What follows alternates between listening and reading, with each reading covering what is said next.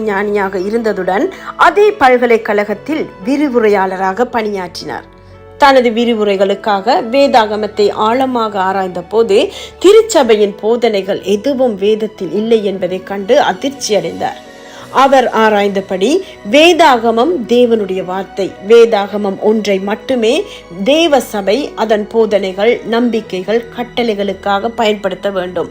வேதாகமம் எல்லாரும் வாசிப்பதற்காக தேவனால் அருளப்பட்ட சத்திய வார்த்தை. எனவே மக்கள் வேதாகமத்துக்கு திரும்ப வேண்டும் என உறுதியாக போதித்தார்.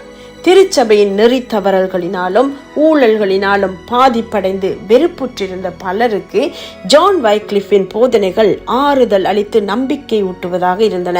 இதனால் இவரது போதனைகளுக்கு ஆர்வமுடன் செவி கொடுத்தனர். தமது சிறந்த ஆங்கில அறிவையும் ஆழமான வேத அறிவையும் பயன்படுத்தி அர்ப்பணிப்புடன் பல வேத சத்தியங்களை எழுதி